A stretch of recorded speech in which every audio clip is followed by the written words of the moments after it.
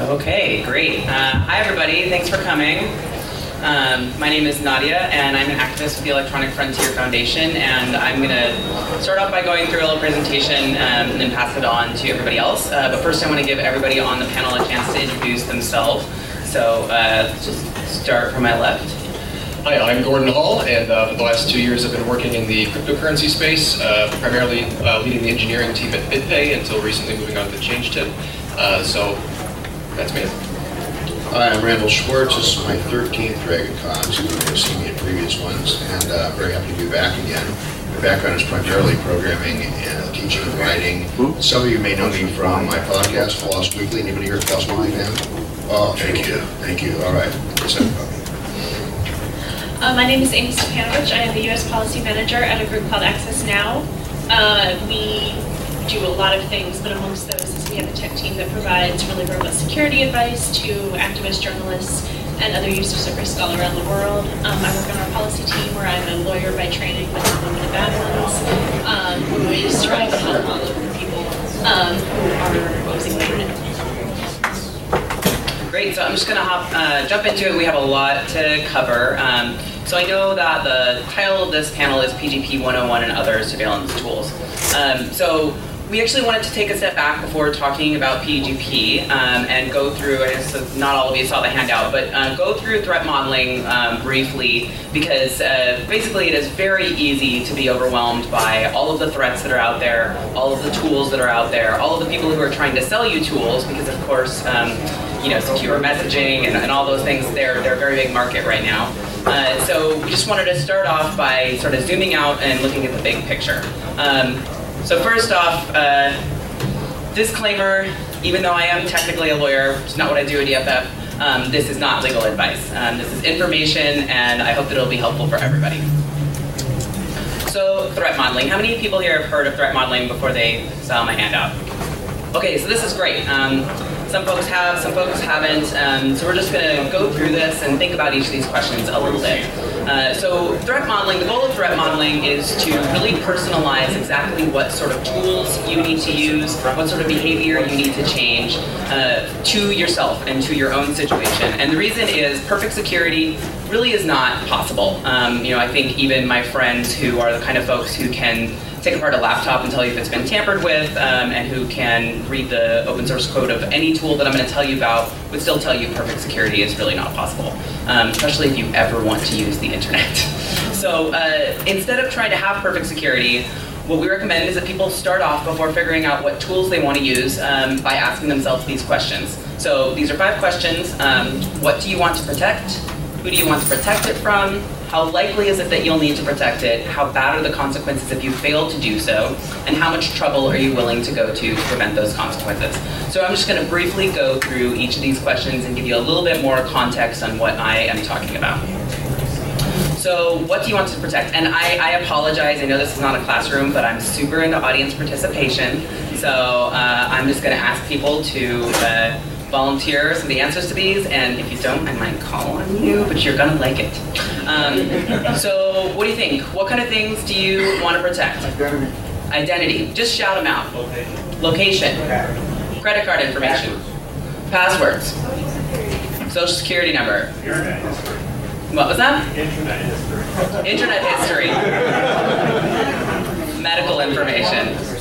Bank statements. Bank statements. Okay. This is great.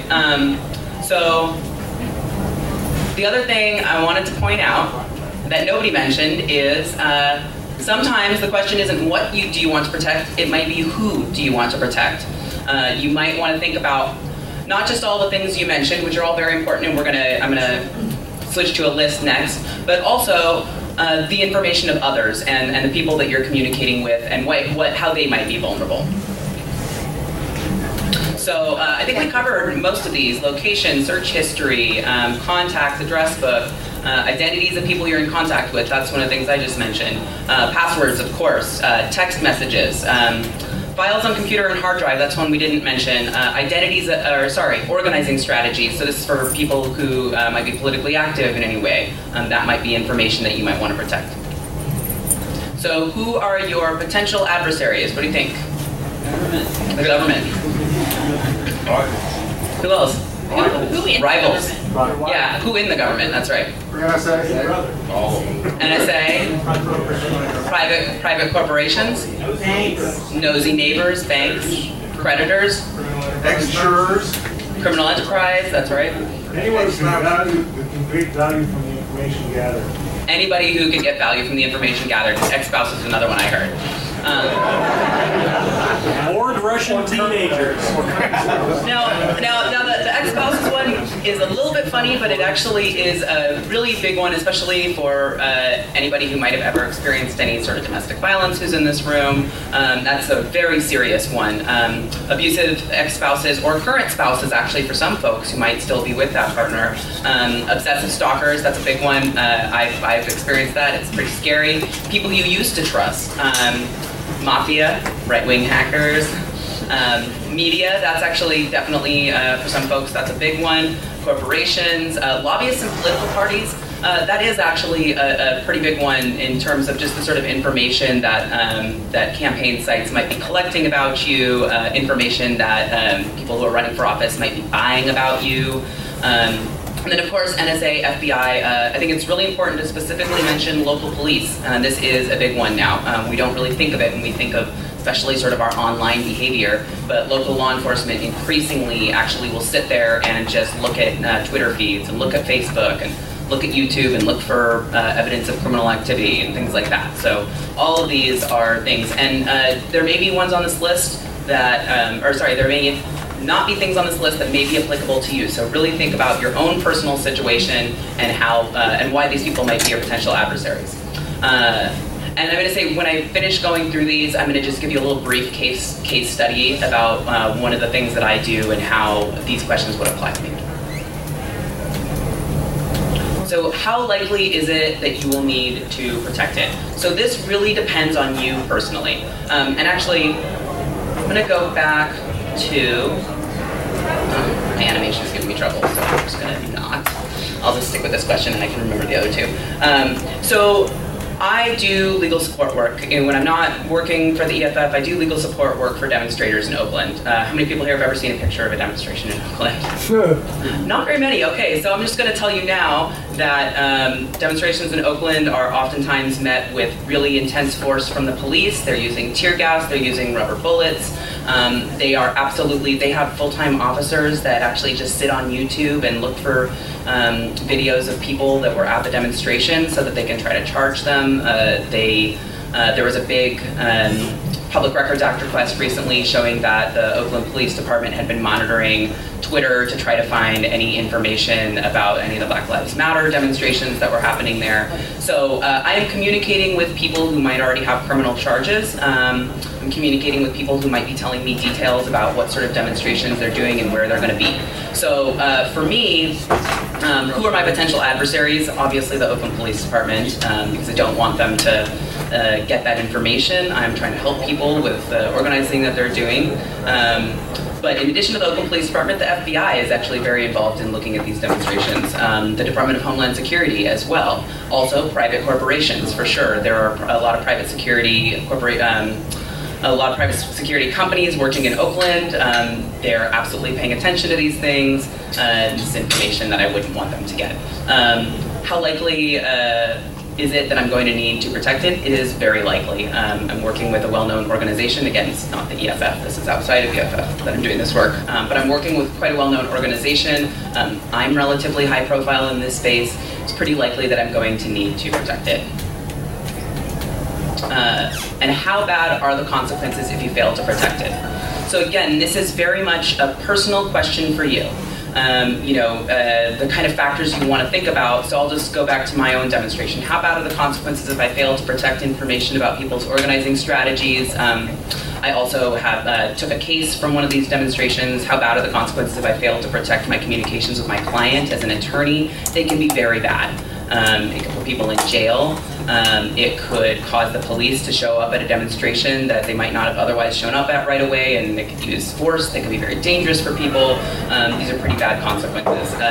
Anybody who does any work where they are communicating with sensitive populations, or just in your personal life, if you ever make calls overseas, you might want to think, how bad would the consequences be for the people I'm talking to? So again, it just really depends, but the consequences can range all the way from being annoyed because you're getting targeted ads, which is a reasonable thing to be annoyed about. And it's a reasonable thing to think of in your threat model, right? You don't want to get these targeted ads. You don't want companies knowing all the shopping that you're doing. So it can range from something like that to really, people going to jail, people dying for people who are doing human rights work. It can be very, very serious consequences. So this is something that you figure out for yourself depending on what sort of activities you participate in and what you're concerned about. So this is the last question that you want to ask yourself. How much trouble are you willing to go to prevent those consequences? So again, personal question, for me, I am willing to, and really I need to be willing to go to a lot of trouble to prevent those consequences. As a lawyer, lawyers have the ethical duty to protect their communications with their client. They have the ethical duty to advocate for their client.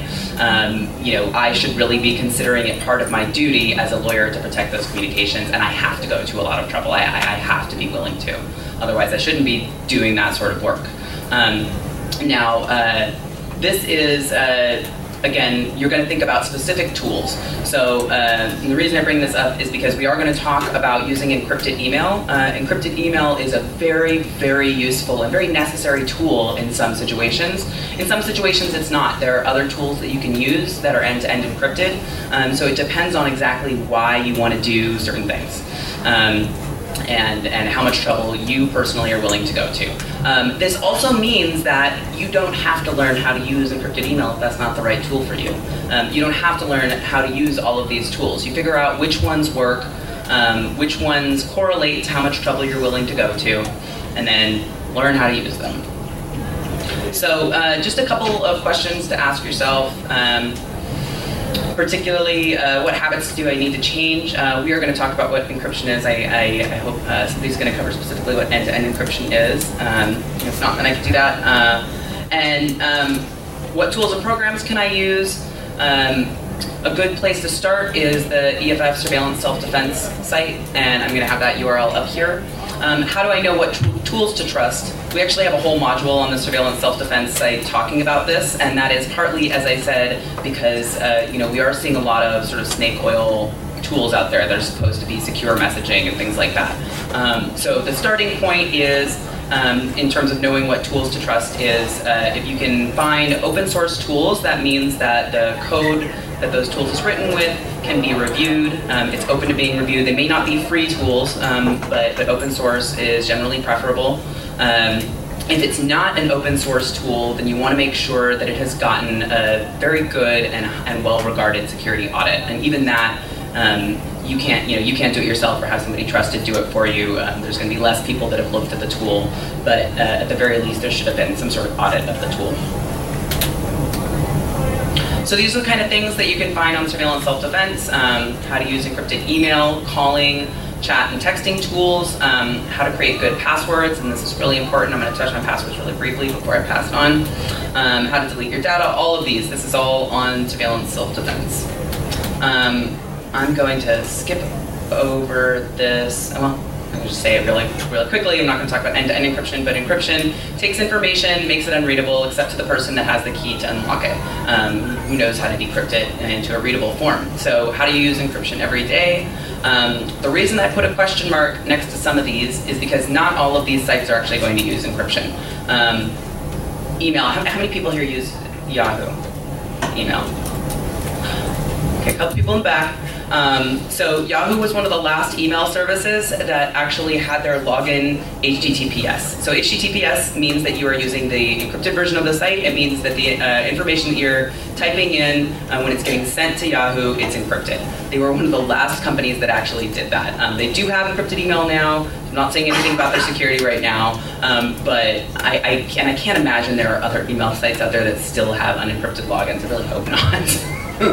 But we're going to save questions till the end, if that's okay. I just wanted to make a comment that Yeah. the team is using Yahoo. So we're going to save it until the end. So search engines, the reason I put a question mark is because sites like Google do have encrypted, they have HTTPS versions and they also have HTTP versions. Whenever possible, you want to use the HTTPS version. Donation websites, anybody see the Ted Cruz site when it came out didn't have secure donations on it? Yeah. Thank God. and then browsing. A lot of the browsing that you're doing is not going to be encrypted. So HTTPS everywhere. I'm just going to plug this tool really quickly. This is an add-on for Chrome and Firefox that forces your browser to go to the HTTPS version of a site when it exists. So not every site has an HTTPS version. You want to use it when possible. This extension makes it really easy to do. So I'm just going to touch on these tools briefly and then pass it on. So RedPhone/Signal. This is an app that allows you to make end-to-end encrypted calls. They're calls that happen over data, so they don't happen over the regular phone lines. That means the call quality is usually not very good, but it also means that only you and the person that you're talking to know what you're saying. And those words that are shown down there in the bottom are the way that you verify that you're actually talking to the person that you think you're talking to. They'll have those same words pop up on their screen, you read them, and make sure that you're actually talking to the right person. And somehow So I think what I'm going to do is just talk about passwords and then pass it on because there are probably more slides in here than I have time for. But passwords are very, very important. So I'm going to ask an very embarrassing question, and I'm going to be embarrassed too. How many people here have ever reused a password? Ever reused a password on more than one site? Okay. Yeah. What about a username? So, and I added username in there because I recently had the experience of figuring out why you should never do that. Somebody brute force got me out of one of my accounts. It's embarrassing. Own fault. So lock everything. If you have a phone and you can put a pin on it, do it. You should always have a password on your computer, right? I know that seems like just do it. And if you haven't done it, don't feel bad. Just do it. And when I say lock your phone, I don't mean like have like a 3 or 4 digit long. It needs to be a little bit longer than that. Use two-factor authentication whenever possible. So two-factor authentication is where when you try to log into a site, it just means that your login is going to be authenticated in some way other than just a password. So the most well-known example, I think, for most folks is Google, Gmail. You can log into your Gmail account and you have to also enter in a code that gets sent to your phone. So this is a way that if somebody is trying to get in, maybe they've compromised one account there and they are trying to get into your Gmail, they need to have your phone also. And the nice thing about Google's two-factor authentication is you can also you can print out backup codes. So if you do lose your phone, you're not completely in trouble. And most two-factor authentication has some sort of backup for you, so you're not going to be completely locked out of your account if you lose your phone and if you lose your password. Use a password safe with a strong master password. If you actually have different passwords for every site, which the reason I asked, so we've all reused passwords. I mean, if you've been using the internet for a long time, maybe then it's hard to imagine that you haven't ever reused a password. That is really, really bad security practice. That's like, if you don't do anything else after this, I want you to just go home and change all of your passwords, make them secure, and make them unique. Now, in order to do that, how will you ever remember all those passwords? I was about to ask some sort of interactive question about how many accounts you have, but that's just ridiculous. I can't even count how many different passwords I have at this point. So it would be impossible to remember all of those if they were actually secure passwords. So using a password safe, this is a program that will save all of your passwords for you. It's an encrypted database. It's stored on your computer. And obviously the most important thing if you're going to use a password safe is you need to have a very, very strong master password that you can actually memorize. So beware of password recovery questions. This is very common. It's incredible to me that banking sites are still using password recovery questions that are based on completely discoverable public information. So whenever you can, what was that? I lie on those. Yeah, so that's one way to deal with them. I mean, a lot of these sites will force you to put something in. Sometimes, and that can actually be another use for a password safe, is that you can, of course, then if you get locked out of your password safe, you can't do your password recovery questions either. But yeah, thinking up fake answers, or sometimes they'll let you create your own questions, and if you create your own questions, you have to make sure they were actually something that's not publicly discoverable, and that is pretty uncommon, right? I mean, with the kind of it's just password recovery questions. They're a problem. So a strong password is unique, long, and randomized in some way. So the method that we have on surveillance self-defense that I think is pretty easy to use is dice square. So this is a really long list of words, and you roll dice, and depending on what you get, you pick a word from the dice square list. And it's randomized, it's based on the roll of a dice, and it's going to be a very long password. So that's one way to pick a randomized password. You can also, a lot of these password safes will create passwords for you. So I'm not going to talk about any of the other tools right now. I just want to touch on PGP. So PGP has pretty good privacy, a little bit tongue-in-cheek, because as far as we know, and I think it's very important to never make promises, as far as we know, PGP is still secure. That's based on somewhat old slides and NSA agents complaining about not being able to decrypt encrypted emails, but still pretty good bet. And the reason that I have this picture up here particularly is because I don't know how good I would be at PGP if I were not using Enigmail and Thunderbird. This is a very easy way to set up PGP. Enigmail is a plugin for Thunderbird, and Thunderbird is free. Enigmail is free, and it makes it pretty, I think, pretty user-friendly to use encrypted email. It helps you download keys from servers and gives you all these different options, so you can just encrypt everything. You can force encryption. You can sign something, so that means the email itself is probably not encrypted, but you're signing it to show that it was actually sent from you. It's pretty user-friendly. So with that, I'm just going to put up these if anybody wants to write them down, and I'm going to pass it on. And yeah. So it's PGP101. So how many people, get a show of hands, have used PGP before? Okay. How many people use PGP every single day? Okay, cool. So for those of you who have not used PGP before, or are unfamiliar with the concept of what's called asymmetric cryptography, here's kind of a basic analogy I like to use on how it works.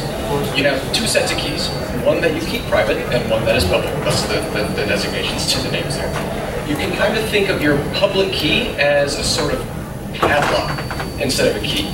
So if let's say I go to Home Depot and I buy 10 padlocks and 10 boxes, and I give those padlocks to 10 of my friends, and they want to give me something. They want to give me something that only I can read. They put a message or they put something in this box and lock it with my padlock, to which only I have the key to unlock. And that's sort of how PGP works. And that's sort of how asymmetric cryptography in general works. So it relies on you never revealing your private key or losing that. So it's just like a password in that you still have to keep that incredibly secure. You want to maybe encrypt the disk that it's stored on, or you want to lock it with a password. Keep the private key encrypted itself. But since the show of hands was pretty wide, there's people who use PGP. I guess really would be if anyone has any questions, maybe tools. And we went through a lot of tools already. Or I'll just as a quick primer, I'll just pass it on. I'm good with questions. Questions? Well, I could just make a couple comments on yours. Yeah. Which is really nice. I have, according to 1Password, I have 1,700 accounts. So, of course, I'm a social media butterfly, so I sign up for everything as it comes along. And most of them use the same username because I want to be actually connected for all those. But very different passwords for every one of those. That's really nice. The other thing I wanted to say is that Apple forced me to have 3 passwords, and I used a cryptographically strong random word generator as the 3 answers. I keep that in one password. That's one way to get my calls. I mean, to add on to that, I will say, so I don't use a different password for every single one. I have a password reuser. But I am a very specific, I have threat modeled myself, and there are very specific accounts that I have access to that actually don't have any information in them at all. Have you ever gone to a website and been forced to create an account in order to view the content on the website? Like a news website? I really don't care what happens with that password. And even the ones that lure you in by saying you can use your Facebook account as your account, and then they make you fill out an account form anyway. Well, and then they get access to all your Facebook information. It's like, But the wonderful thing that happened to me with one of those the other day, like this just happened 2 weeks ago. is I signed up for one of these junk accounts, and they sent me an email automatically, as they all do, and it said, "Here is your password." And I thought, well, there goes that junk password. And it really is. It was a short 5 password throwaway that if anybody guessed it had no information in it, I didn't care, but I had threat modeled myself to say that's okay. And now that password is totally compromised. So any of the news accounts that I had signed up for with that password, somebody could get access to very easily. And so that's the kind of situation we're dealing with. I told the story in a panel yesterday, so I apologize if anybody has to listen to me ramble a second time, that earlier this year, people had thought that Dropbox had been hacked. And there was a big uproar. There was a lot of headlines. Dropbox has been hacked. All of your information is hacked. And the great thing about it was that Dropbox had not been hacked at all. What had happened was a lesser website with no digital security in it had been hacked. And they got a hold of all these usernames and passwords and they started plugging them into Dropbox. And people's Dropbox information was being released because of valid access to these accounts that was achieved because people were reusing their username and passwords on many different websites.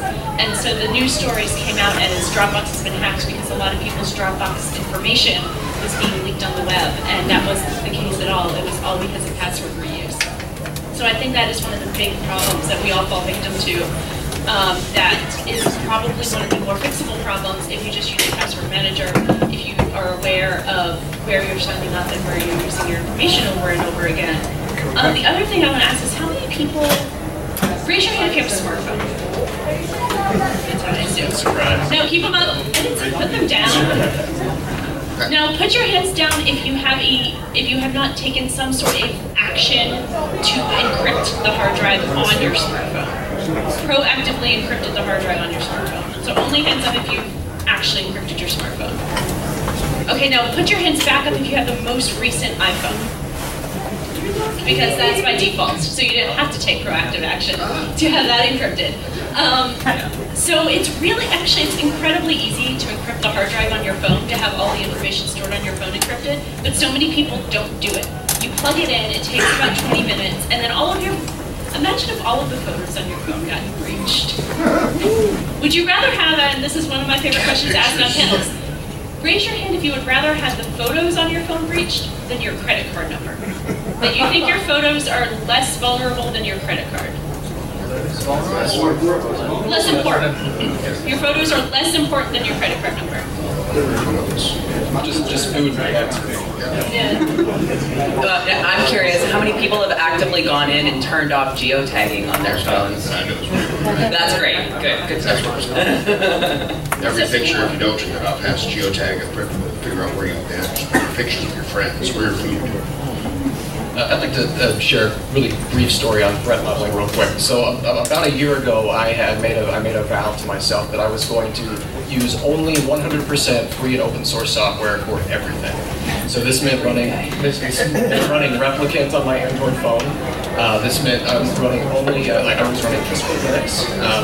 I wouldn't install any apps, use F-Droid exclusively, and so it was a very long and grueling experiment to do this. And I actually got really, really accustomed to it pretty quickly. So, and people looked at me like I was crazy, like, what the hell is that app that you're using right now? I've never seen this before. And it didn't strike me. I had just a sort of awakening when I visited San Francisco recently for the first time, and I was trying to use OpenStreetMaps to find my freaking hotel. And I realized it was extremely nerve-wracking. I got really anxious, and I didn't know where I was, and it brought me back to, why am I doing this? And the initial why was it was an experiment, but also I believe very strongly in privacy. But the point where the software choices that I made caused me anguish, that was the moment where I said, okay, shit, I have to install Google Apps on my phone now so I can find my hotel.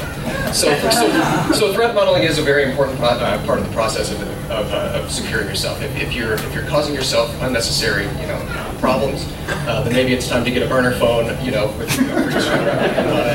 your Google phone for everything that you want Google to sell for you. So. One of the things that this panel was pitched to me as is, what do we do in a post at Edward Snowden? Erickson? It's only Eric Snowden if you're in the U.S. Senate and you are currently debating USA freedom. Sorry, Okay, Eric really bad inside joke. Eric Snowden. For Okay, the nerds sorry. out there. Yes, So. it's a little late. It's day 3 of the con. Okay, so Eric Snowden, what happens in the post-Eric Snowden world? Does anybody here believe that none of their emails been tapped in the last week? Okay, and that's the point. So this is why we got to look at it in encryption. We have to actually, before it even gets on the wire, make sure that you are exchanging keys with your participants. And it's a lot of work. But if you're, especially if you're like so it's like journalism panel, that there's, if you're a journalist talking to a private source and you're not doing that in end-to-end encryption, you're leaking information that the government certainly is going to take use of. And it doesn't have to matter. It doesn't matter that it's illegal. What they do is they build up a parallel case based on what they can find using illegal mechanisms. They'll build up and use those as possible phishing holes to go get the real data using normal methods. And that's been the biggest thing that I've seen that's come out of the Snowden revelations, is this whole parallel case thing. So I think we can move to questions, and I'm sure all of us can keep talking. You don't have questions, but I'll bet somebody does. I see some hands. We should start from the back and then move up. Just who's first? Quick question. We have a, yeah. You don't have the cue, don't tell. The black. You're totally good. Okay, there you go. Cool. Stingrays, I hear more and more about that in the news, and that's one of the things Snowden's talked about, is how local law enforcement is exceedingly abusing this and has been for even longer. What can we do to protect ourselves, just as the common man, or just do what you said in the panel, or is there anything else? So I have really bad news about stingrays, which is at this point, there is not any way. So basically the best thing you can do to defend yourself against stingrays is if you are somewhere where you're concerned about your locational information being gathered and you think there might be a stingray in use, you should use a burner phone. So if you're going to, and honestly, anybody here who's planning on going to a demonstration and you have any concern whatsoever about anybody knowing you were there, you should probably bring a burner phone at this point. And the reason I say that is because stingrays, there's no app that can protect against stingrays. The only thing we can do, so there's an app called Snoop Snitch. It requires a rooted phone to use. It's not always accurate, and all it does is even tell you if there's stingrays being used. So at this point, there's not a way to protect against them, and I will say that law enforcement is saying that they're using stingrays only to find people's location. Plenty of local law enforcement has said that stingrays can't capture the content of text messages. That is not true. Stingrays are, I don't know how they're using them, but the fact that they say that they can't do that is not true. So just for everybody's information, because there are some confused looks, stingrays are fake cell phone towers that you can pop up that mimic real cell phone towers and have you connect your phone to them. Some of them can be passive and wait for you to try to connect to a tower. Some of them are more active and will actually ping phones out into the world and try to get phones proactively to connect to them. And then they'll get information from your cell phone based on that. Largely what we're talking about here is location data. They can pick up location from a wide area, like a 3-hotel radius in Atlanta, for example. They can get a lot of location information from areas like that. So they're fairly invasive. One of the problems with stingrays is what they're gathering for the most part is metadata. And one of the things that we haven't solved yet in the security space, for the most part, there are tools like Tor that do try to obfuscate your metadata, but it's very, very, very hard to keep your metadata secure. The information about your information. So again, not necessarily the content of your text messages, but where you're sending them from, who you're sending them to, how large that file is, things like that. The information is very hard to secure. Specifically on the topic of stingrays, just to add on, there was recently, as in 2 days right before I came to Atlanta, day before yesterday, a DOJ policy, not law, that was released that said you have to use a warrant before you use a stingray, except for a laundry list of circumstances that they can still use them without a warrant in. And there are still a lot of NDAs. For some reason, the FBI made local law enforcement sign NDAs about having had stingrays before they were able to procure them, which is very strange, and it goes back to the parallel construction issue. We're not going to say how we're gathering your information. We're just going to use it, and then if we ever have to use it in court, we're going to try to figure out a different way we could have come up with that information in order to prosecute you. What we found is that actually, all of these tools are to keep us safe, right? We're told that all the time, that to keep us safe.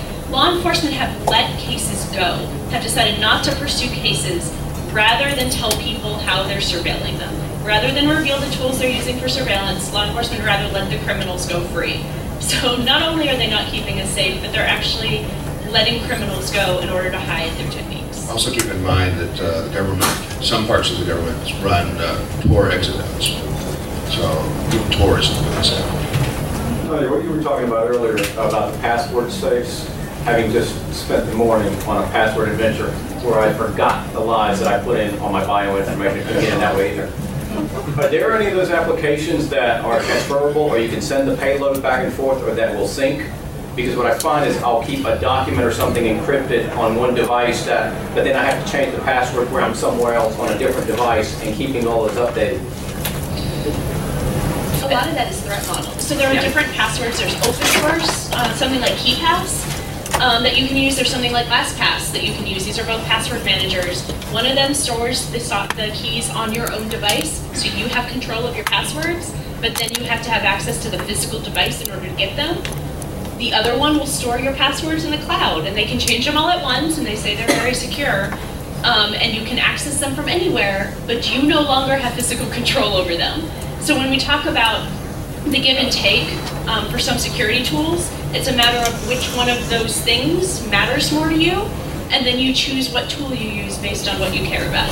And I'll add to that, most people don't seem to know about JotaCloud. How many people know about JotaCloud here? See, like 2, right? When Dropbox thing happened a couple of years ago, JotaCloud came out and said, we don't have any access to your data, and we're in Norway. It's got some of the strongest privacy rules in the world. And it's $100 a month, or $100 a year for unlimited storage in the cloud. Is encrypted end to end. You still have to protect your local disk because it basically looks like Dropbox. It's going to unencrypt it locally. So you still have to protect that. But once it's on the wire, it can go to a central place in Norway and nowhere else. They own their own systems. They're not clouding it out. And the Norway privacy rules are very, very strong. The likelihood of a U.S. corporation or the U.S. government getting access to your Norway data is very, very low. It's called JotaCloud, JotaCloud.com. Yeah, I found out about that a couple years ago, and I'm using it. I tell you, it's how I send all my data around. JOTTA. Actually, it's like Yada, but whatever. JOTTA.cloud.com. Yep. I think hopefully we will have enough time to get to everybody, so we'll just move up from the front team. Only if I shut up. From up from back. The question I had is, when you're talking about PGP, are you literally talking about the cool PGP that went commercial a long time ago, or are you essentially talking about GPG? I'm talking about GPG, okay. And I will say for anybody who's not familiar, both of the people use those interchangeably. It's a long discussion about why or why not, but I use GPG. Okay, and that's why I'm not using the commercial tool. And that's what I was wondering, because when I do research on this, PGP seems to has basically died, and GPG replaced it like 10 years ago. Yeah, I mean, but people do use it interchangeably, and I think that it makes sense to use it interchangeably. I have mine set up in GPG tools. It's something that you can go to online if you're looking for things to write down. I see some people typing. GPG tools is how I set up my key to do encrypted email. For a Mac, right? Yes. I think there was a hand right there, and then we'll move on over to this side, and then we'll come on up here. All right, can I ask about a different thread? Currently, they're in the process of putting big red fiber in my front yard, and so AT&T, of course, sent me a flyer to sell it to me. And the biggest thing I noticed is they collect the data for targeted advertising, and there's no way out of it. There isn't an option where I can pay an extra $10 a month to avoid it. There's an option where I can get a business line to avoid it. They basically said, if you want to get onto this fiber tab, that's what you have to do. What out there exists for me to, I guess, get around it? What's my best option? Because my first thought was a VPN. The trouble is, trying to get a VPN that saturates a 5 megabit connection is a nightmare. On a gigabit connection, it sounds impossible. So it depends on where you are. and that's the most frustrating answer, I think. You know, if you're lucky and you're in a place like San Francisco, there are other options. There's satellite internet providers. There's, you know, this is definitely, when it comes to internet service providers, is definitely a situation where sometimes you will sacrifice speed for better privacy. So I live in the Bay. I use Sonic.net. They are a really great company. They EFF does a report called Who Has Your Back. It's a really great resource, and if you're wondering about how various companies deal with government requests for data, it's a great thing to look at. We have the newest version, the 2015 version. Sonic was one of the first companies that actually got top marks on that, and that's because they don't keep your data. They will do everything they can to fight government requests.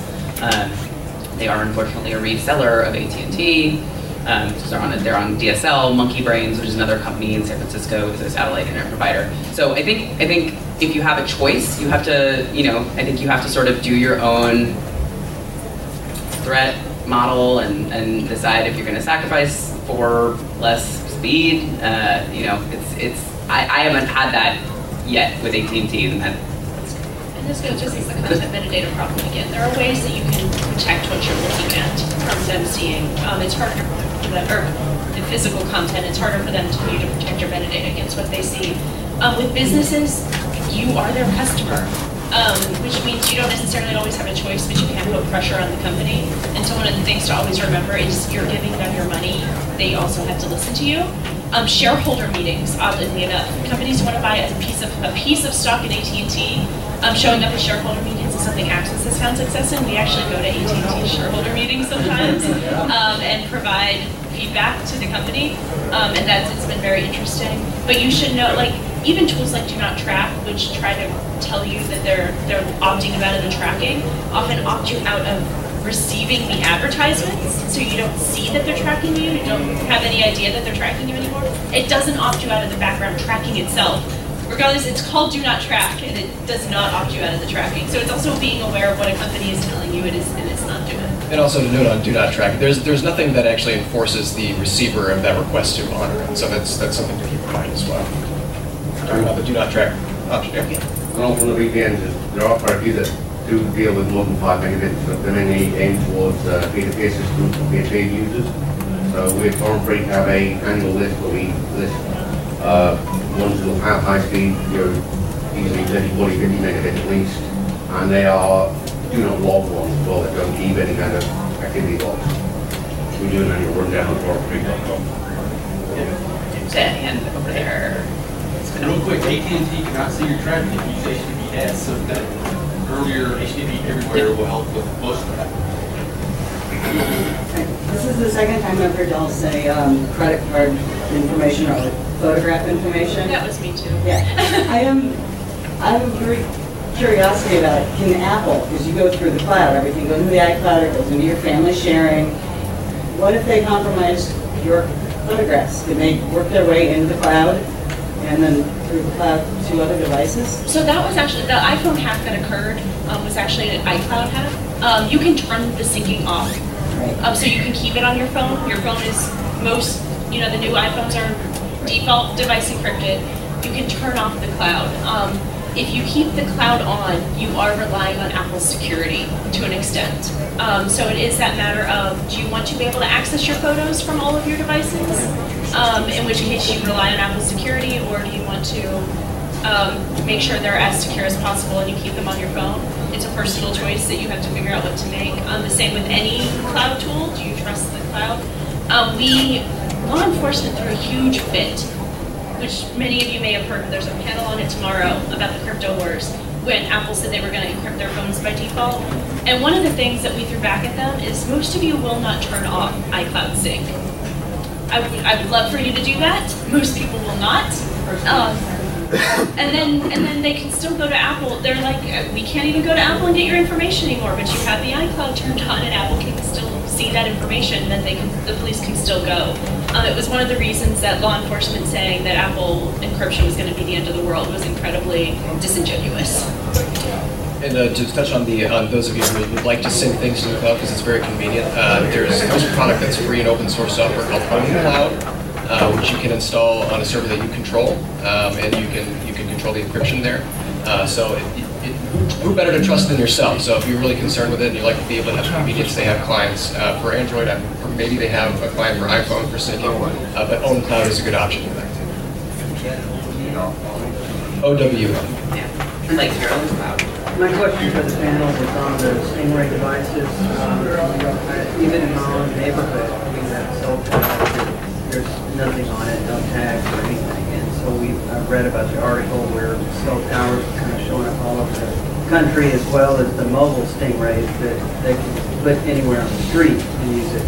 Are there on mobile devices, are there any symptoms to the fact that you're on a Stingray? Because sometimes I do a lot of phone calls overseas. My business is mostly overseas, and a lot of times my phone gets so hot for no reason, and it feels like it's going to burn up. And so I'm just wondering what the symptoms might be for being on a Stingray. Yeah, unusual battery drain can be one of the symptoms because, as we mentioned, the Stingray is trying to trick your phone into connecting, and especially if it's actually trying to, instead of passively, if it's actively trying to trick the phone into connecting with it, unusual battery drain. And I think there was. Yeah, if it moves to 2G, and sometimes there's questions about whether Stingray can also be used to interfere with. And let's not, there's an underlying problem to this all, is that our phone networks are insecure, and our phone networks are insecure because the government wanted them to be wiretappable.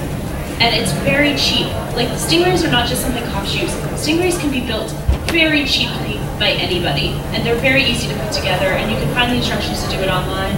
And the reason that you can do that is because the US government wanted your phone to be wiretappable for them to be able to access it. This is a common problem. So every time you hear somebody talk about how they need to have access to your communication, it really makes the entire, not only the US population, but the entire world incredibly insecure. And now we're seeing the consequences of actions that were taken much longer before. And the fact that your information is like leaking out of your phone to anybody who has an internet connection and wants to build this device. I think the cost was $1,500 like 2-3 years ago. I think it's under 500 now, but even back in 2 years ago, it was brand new, $1,500. There may be Stingrays here. This isn't DEF CON. There could be Stingrays. Yeah, go ahead. And then, are there any in the front that I'm not seeing? Okay, great. I had an experience yesterday, and I'm wondering if anyone on the panel or really in the audience had the same experience of going to install the Android DragonCon app, looking at the permissions it requires, and just like shaking your head. I didn't even consider installing the app personally. It's embarrassing when you look at what they require. Is it free software? No, it's not. Well, there you go. Yeah, I think you're pointing out a problem that exists for really all apps. I mean, it's ridiculous. You can, when you go and you try to install an app, it asks for all these permissions, and there's no option to say, I don't want you to have this permission, and I'll give up this functionality. It usually is an all or nothing, and I strongly encourage you to actually read the permissions on apps that you're using before you install them. Has anybody not downloaded an app because they looked at the permissions and they shook your head? Yeah, that's actually really exciting. Really keep it up, guys. I carefully read everything that when I want to connect to Facebook, because I like it to post to my Facebook pages and stuff, but then it asks for all sorts of other things. So I've said no many times. It's like a chip interested with on the Android permissions thing. From what I've read, the next version of Android is supposed to fix a lot of that.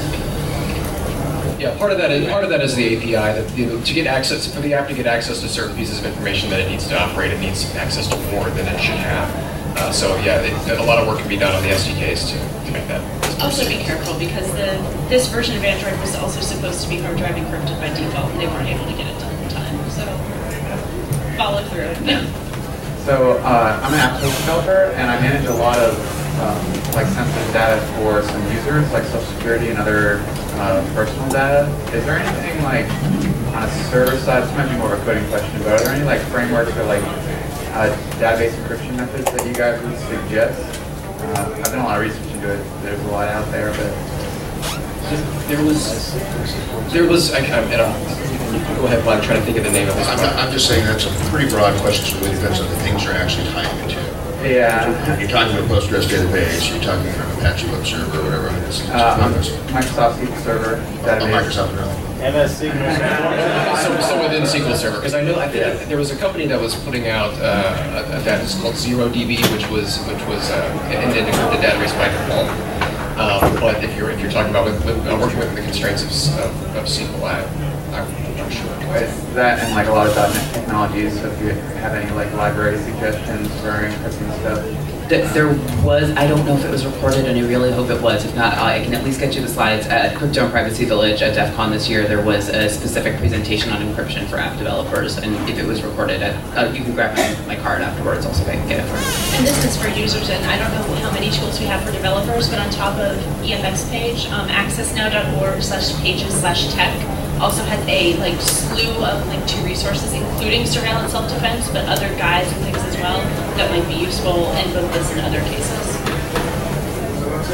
Accessnow.org, ACCESSNOW.org,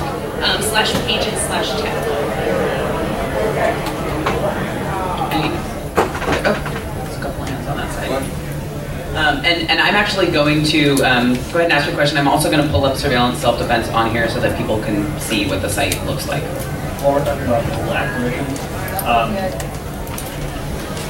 on iPhone, you can selectively say, yes, I want this, no, I don't want that, for their apps. Is there a way to do something like that on Android while their API is still still developing? Yeah, from what as an Android user, I'm not able to. I have to agree to all of them.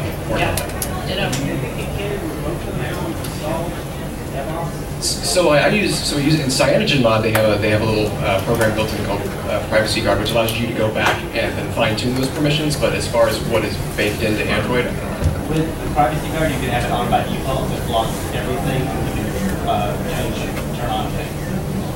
Well then, yes. So website's catching up to the iPhone. Okay.